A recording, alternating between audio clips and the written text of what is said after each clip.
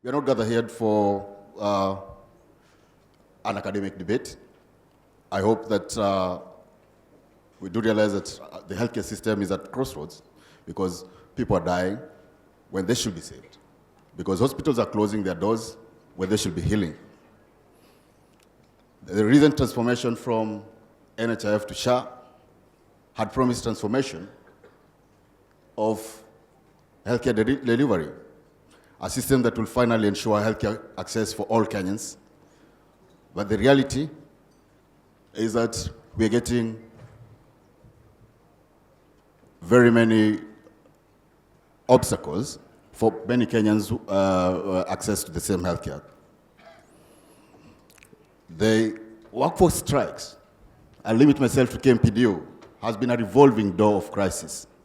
One strike ends, which leads to a document, and that document opens an avenue for the next strike, and so on and so forth. In total, we've had close to 183 strikes in different regions since devolution. Is this a path that you want to go to carry along with? County staffing, misallocated funds. We do have registrars working at the Kenyatta National Hospital and all other referral hospitals, basically keeping forte of these hospitals while being paid nothing. While I may not call it slavery, I lack a better term. We also do have consultants in the various counties working and performing their duties as consultants despite the stringent and constricted resources, while they're employed as junior medical officers because of a lack of standardized policies. In our audience today, we have the former Minister for Defense, and a critical question at this juncture for pondering will be, how would the defense of a country be if it was run in 47 different ways? Now, let's get to work. On the panel introduced, we have tripartite representation, government leadership. Madam Mary Muthoni is well versed with the happenings at Afia House, Permanent Secretary, Public Health, Principal Secretary, Public Health and Professional Standards. Then Dr. Daniel Mwai, Presidential Advisor on Healthcare, as part of the government team. Then you have regulatory and implementation bodies. Dr. Abdi, Mohammed is not new to us as ADC. He was the chairperson of Social Health Authority. And Mr. Anthony Lenayara, who is the CEO of Digital Health Agency. And if you look at the current budget, he's the man who's smiling the most in this forum today. Then you have the NGO and unions, represented by Mr.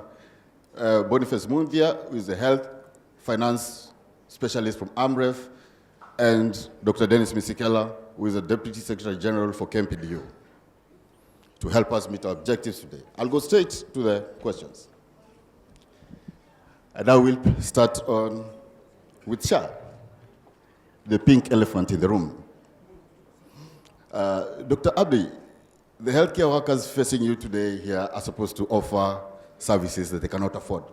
Stories are told of doctors who are locked out of the system every 9th of the month because of a systemic culture or I think your systems not being able to accommodate requests after every 9th for non-paying, which is not a fault of their own. How proud are you of this?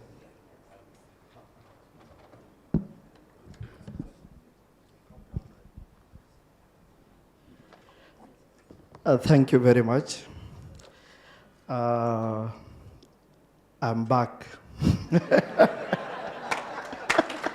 back. At least today you will listen to me. Because I would have forewarned you on that day on what to expect. But nonetheless, I'm happy to be back, and nothing personal. This work is public work. I'm here today. Tomorrow I'll be seated on this other side. No position is permanent. So on the issue of SHA receiving money from employers and individuals, as a financier, if I don't receive money, I will not be able to pay providers. And when I am not able to pay providers, what happens is the providers will be on my case saying that they can't provide services. So yes, there has been a challenge, especially from government institutions delaying in remitting their statutory deduction. We have had that discussion and we are trying to find a solution on allowing some sort of leeway for public institutions so that as an employee of government, you are not disadvantaged from getting services. But we just need to align that when SHA says no, it's not SHA that's saying no. It's just the rules. We are applying the rules as expected. And it says by 9th of every month, I must receive statutory. Then by 14th, as the CS has said, I must pay providers. So you can imagine not receiving, I will default on the 14th. And that's where the issue is. But internally, I would say as a government, we are finding mechanism of allowing some leeway or doing at source deduction. It is not SHA, you say, Dr. Abdi, it is the rules. Someone will argue that locking out government employees for government not paying is akin to just transferring money from the left pocket to the right pocket. And since the rules, quote unquote, are to believe is because of the digital system. The thing is, who cares for the carer, right? So today, if there's anything I told you, the members, one thing we have to agree on before we leave here, that we must get something that makes sense to us. Because, guys, remember, there are only 3 funds in SHA: Primary Healthcare Fund, the SHIF, and the Emergency Critical and Chronic Illness Fund. The Public Officers Medical Fund is the money you forfeited on your pay slips. Yes. Yes. And we could still choose to either have it back on our pay slips and hire our own insurances, or we can choose to have that money and pull it together and give it to Jubilee or whoever to run it for us. Yes. Or SHA came to us, told us that Jubilee wants to manage it at 20%, we'll do at 5% or 3%. Is a better deal. But you cannot subject our money which you have given you to manage for us to the SHA regulation. These are fourth business fund. So, until we fix this about who cares for the carer, Chairman, I think we're still going to be out in the hood because there's no way you can offer services, you can't. Secondly, we beg the governors and Your Excellency, Health Service Commission is what will save you the headache of having to address us on the streets every day. Let the commission handle that bit of it, be responsible, buy drugs and sort it. Let us have a way that we can have. If I, like for example, as I finish, I graduated the head of DAVG in university. He is in your group P, I'm in N, simply because we made a mistake of working in different counties. Same patients, same country, same taxes. Are there some treating healthcare workers unreasonable? Thank you.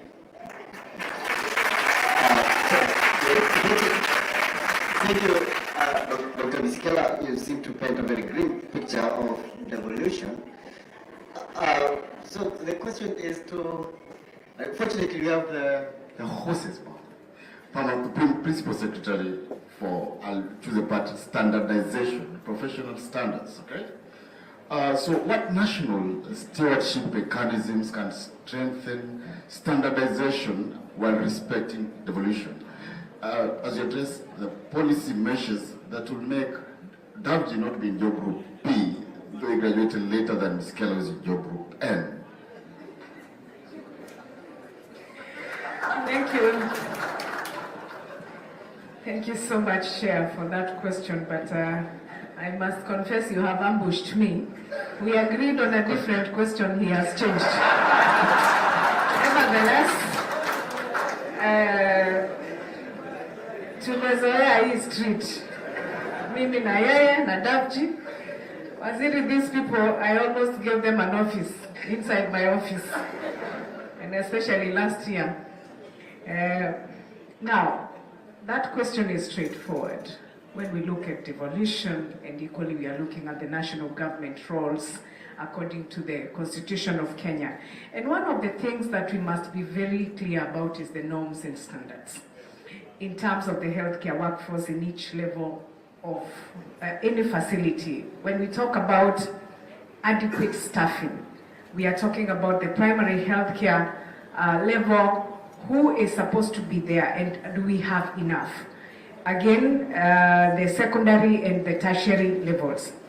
Then the appropriate training. We must be able and be keen that anybody who is working in our facilities is adequately trained across board, whether you're working in a facility that is run by the national government or the county government. And then again, the staffing ratio. And you know this will vary depending with the facility capability. It will also vary in terms of the national guidelines that we have given, and equally the disease burden that we have across in that particular area. Then the second thing that I think must work is the standardization in terms of healthcare training.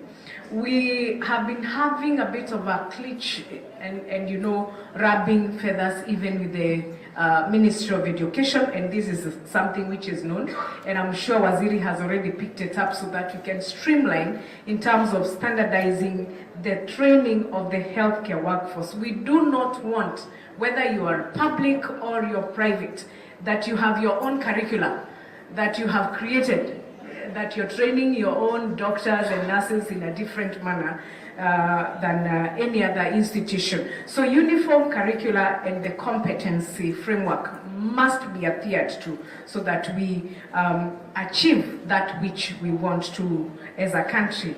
Again, accreditation and certification, it must be uniform and across board so that we deliver issues to do with training methodologies, regulation, oversight.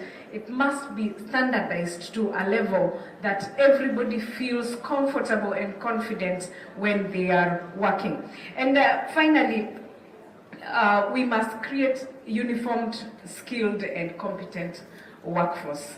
When we talk about the scope of practice, I know this has been a thorn in the flesh too, because of different cadres emerging and others feeling probably they have not been looked into properly. We are already reviewing the scopes of practice for every other cadre as we move forward, because we need to know what are your roles and responsibilities that are in line with your training and practice, so that we also remove the confusion that is there in the market. Therefore, this is a conversation, and the Ministry of Health does not work in isolation. You and me must come together. We must discuss these issues, just like the way we discuss issues when there is a strike. And I'm sure this, if we are not in line, and this Abdi should listen to, together with Miskellah, if you don't make it better this year. And the government of William Samoei Ruto is a listening government. That is why, oh yeah, I want to repeat, and that is why you have the Waziri himself here. He would have decided to send somebody. He would have delegated to myself, to Oluga, or anybody else. But he has come in person because this conversation is a collective responsibility, that every other time we have an issue, we have to bring ideas on the table and see which is the best way forward for all of us. Thank you. I hope no more questions. Thank you, Katibu. And as I acknowledge the CEO of Kenya Medical Practitioners and Dentists Council working in, the discussion is still on standards, and it addresses a critical issue of apartheid in medicine. Poor medicine for poor people. I'm sure most of the people who are middle class would want their children to be seen by a pediatrician, their wives and sisters to be seen by an obstetrician. But we are creating standards whereby that will provide poor medicine for the poor people through other task-shifting methods that were not accepted in the global north. A case in point is the recent accreditation to do and perform clinical procedures by the the community oral health officers that pass through the standards committee. I hope. Okay. Thank you.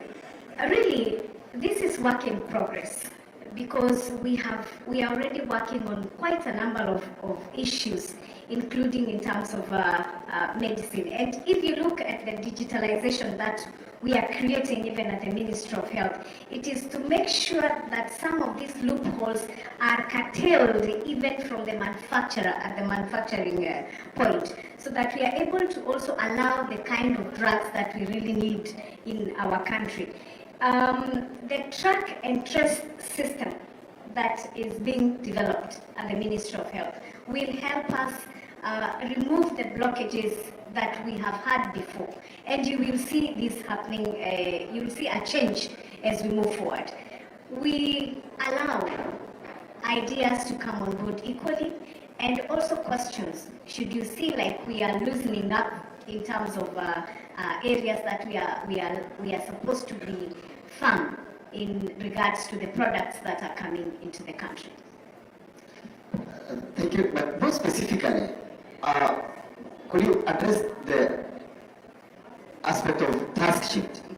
Would you want your legacy to be that of era where task shifting from proper medicine to the close gap measures that you used to do in the 90s and years gone by be your legacy? More specifically, we want to know what is the scope of practice for other cadres that are more recently being elevated, and does it pass through the professional standards? Let's allow Dr. Abdi to answer that. I understand the one for co-host came from India, because that is usually his pet beef. But more importantly, for the first time, at least we have a CS who has put that as his agenda number one. And the DG has been tasked to do the scope of practice for all cadres. And very soon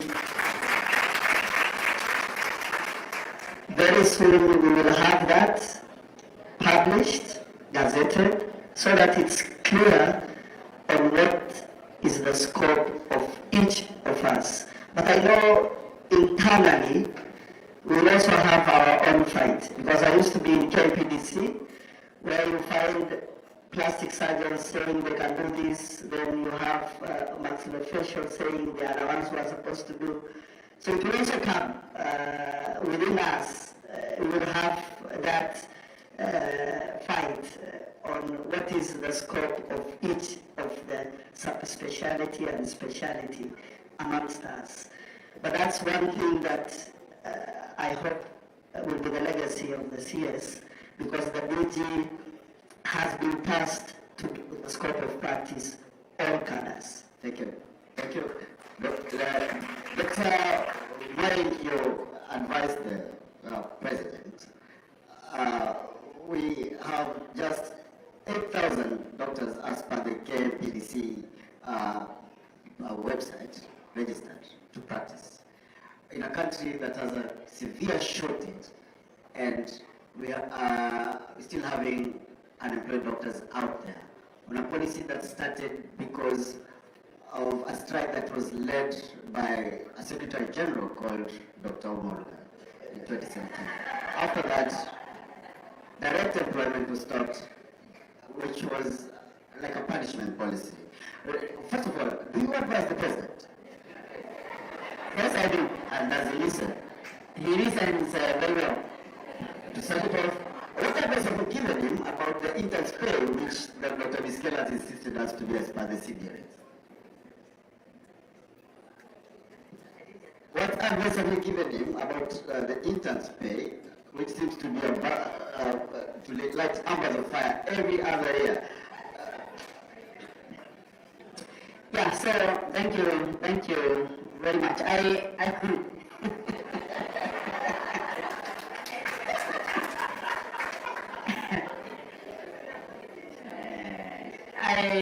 want to begin by highlighting that the president listened.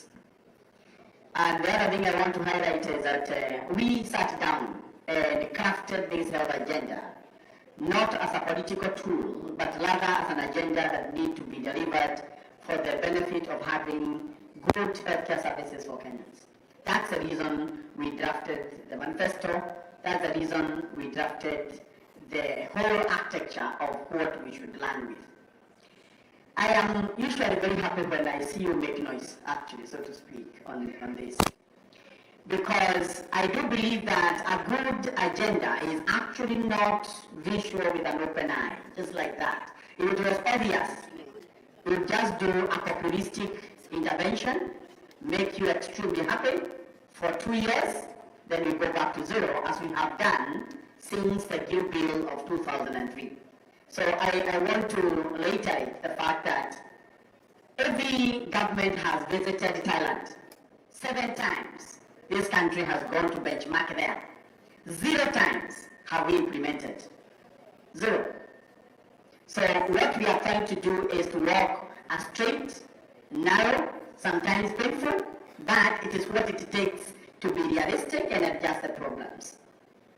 Now, having said that, I want to highlight I'm a strong believer that there should be a strong mechanism to solve the human resource challenges that we have in the health sector. Very strong.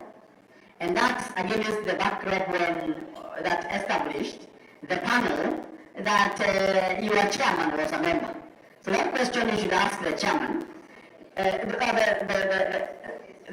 deputy SG, was a member, so that we try and get real solutions, not just supervision, patching, ile kilaka, unapiga kilaka, inatoboka juu ya kilaka, unapiga ingine. Now, if we were to solve that problem, we have to get into boardrooms, we have to discuss real solutions and how that should be done. Now, having said that, I do think that there are 2 things that I want to highlight. One is that this health agenda centers around output-based financing, where if you are providing service, the service should be paid for and you should receive the resources. Now that comes to the FIF, which you know that the money is coming to the hospital or to the facility that is providing service, which should interest your members, who should be paid more, because they are the ones providing that service, right? But the architecture through which that should be implemented should come from you people. You'll be thinking also, how is it optimized? We are not in this alone. We are this together with you guys. Having said that, the other important thing is that the scope of service provision, promotion of staff, training of staff, the welfare of staff cannot be ignored if we have to achieve this agenda. And that is very clear. It is communicated to the president, and the CS is here. He will talk about those things because he has a larger call for the same. Now, to the question you have asked, the issue of internship has been with us since Kibaki time. So that means the way we solve it must be wrong. Because if it has persisted across these governments, and you either go to the streets, you are given small resources, you come back, I'm not saying you should have stayed for long. In Mwai's time, you went, I think, for 100 days, right? So, it is important for us to get a real solution. Now, and the real solution does not surround 206,000, 106,000, 70,000. That's not where the solution lies. The solution lies in treating the problem. Now, government must be able to predict and plan for interns. Simple rule. That means the numbers that are coming in for training must be agreed upon and predictable for them to get to government budgets. Now, if we want to just say, oh, money will be allocated, that's not how government works. And Kenya is known for having rules. And those rules you are saying were made by humans, were actually made to govern, including the healthcare sector. So my belief is this. One, we did a candid discussion on the intern program because it's perennial, keep on occurring. Two, we need to agree on the number that need to be trained. All right? That number, we project the budget for it to be there by the time the interns are coming out. But sometimes government does not know who is coming. You train in Australia, you come here, you want internship. You train in Uganda, you come, you want internship. Now, how does government plan for that actually? All right? So we need to streamline the number of training, make them projectable, and then Waziri does his job, fight for the resources to make sure that each year he knows how much is needed. But now he has a problem. Number two is that we have, and this is now where opinion comes into. Students are either government supported or some private supported. We either have a law to make sure that we have a control of the private students because they are not known. I can decide today I'll take my child to a private facility. They are trained, they become a doctor, and I was paying 1 million in that training facility. It was not a problem until the internship comes. So we have to make a decision. Does the mechanism that pay you fees transit you to up to when you get the license? Or does it take you to where you finish education and then the government take you for internship? So we need a better discussion. Logical, let's be factual. We want to get solutions. And that is why the committee had been created to give us those solutions. Even without, we should still aspire to do that. Lastly, we should employ doctors. We have to employ doctors. And Abdi will tell you, because I many times call him, many times to quarrel him anyway, that we cannot work as a union of the 1950s, where the only thing was there is populism and agendas that ideally are supposed to deliver on the streets. We must become more professional union, internalize issues, analyze them and say, this is where our members will benefit. And when we were working on the civil servant scheme, you should have said you are there with your brother, all right? And we brought you there. Why did we bring you there? Because the desire of this government, most of our health sector, is to solve the problem. Now, if you have a solution, that is where we say, bring it. And you did a very good job. I didn't even know this man can think very well, by the way. Right? So, when we sat there, he was saying, this is what we need for our members, okay? The benefit cannot go below what they have been, all right? The benefit, one of the, when he was highlighting, and if I lie, please tell me, because I really do, I hate politics, I'm not a politician, I'm a technical guy, but I'll tell you the reality. So what he said was, the benefits of the past, at least we cannot go below when we come to SHA, right? And that was the consideration. And you look at the benefits as configured now are nothing less than what was in the other fund. The issue that of course is at hand, and it's going to be realistic and truthful, is that issue of dropping every on 9th. And that must be solved. And I'm sure the CS is also nodding because he has telling us we must solve it. Now, after that, we must look at this money we are paying into facilities. We are paying capitation money. We are paying chief resources. The providers of those services happen to be medical doctors and other healthcare workers.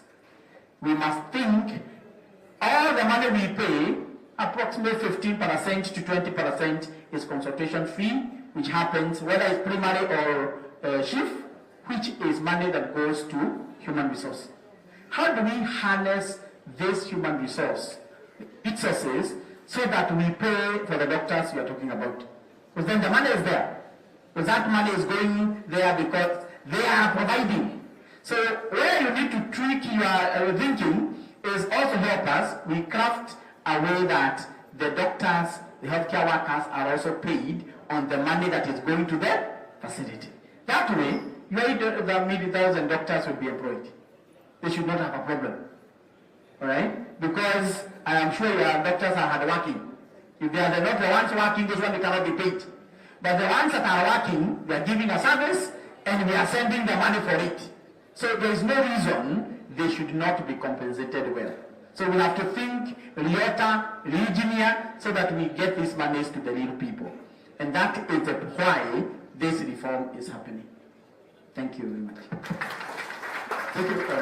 Very briefly, because we need to move on. Dr. Mwai is an accomplished economist, and I tend to believe, personally to believe he was the brainchild behind the policy direction shift in SHA, but I digress. When you look at the budget estimates for this year, which were passed, a lot of money has been again allocated for infrastructure projects, about 25 billion. I pick specific scheme. We are again purchasing MRI machines, dialysis machines, and you know the conundrum. Yes, I know. However, the budget seems to have only purported to allocate money to employ 1,200 doctors, which one to believe are interns. What are these machines going to do? Thank you. I want to first tell you that the difference between the previous mess and the one being rolled out is like heaven and earth.